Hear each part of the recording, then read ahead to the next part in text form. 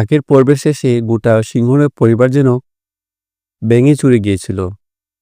সতীনাথ বাবু হাসপাতালে, সুই ম্যাডাম সুখে পাগল, আর আর্য সে ছিল নীরব। কিন্তু তার নীরবতার ভেতরে জন্ম নিয়েছিল এক চরম প্রতিজ্ঞা। সবার থেকে বিচ্ছিন্ন হয়ে আর্য কিঙ্করকে নিয়ে সোজা চলল মর্গের দিকে। হাসপাতালে থেকে সতীনাথকে সামলানোর দায়িত্ব মীরা রাজলক্ষিতের উপর দিয়ে আর্য যেন একাই লড়তে প্রস্তুত। মর্গের হিমশীতল পরিবেশ, কিঙ্কর চাপা টেনশনে আর্যর হাত ধরেছিল। ডাক্তার কাবার সরিয়ে দিলেন। আর্য এক পলক তাকালো সেই দেহের দিকে। তার চোখ স্থির, কিন্তু মুখ দেখে কিছু বোঝা গেল না। কিঙ্কর পিস করে জিজ্ঞেস করল, আর্য, এটা কি অপর্ণা? আর্য মাথা নাড়ল। এইবার অবিশ্বাস নয়, তার চোখে ছিল এক গভীর অনুসন্ধান।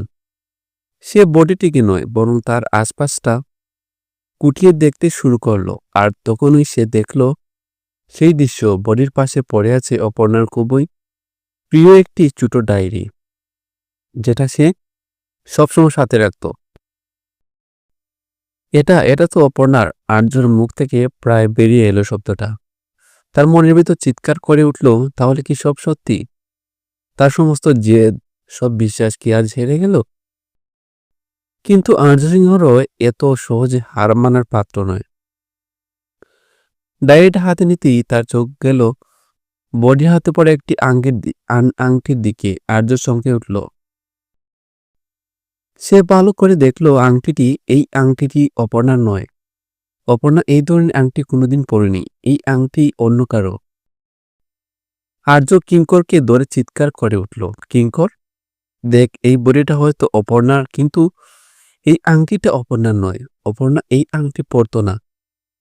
এর মানে এই পুরো ঘটনা সাজানো। অপর্ণা হয়তো বেঁচে আছে।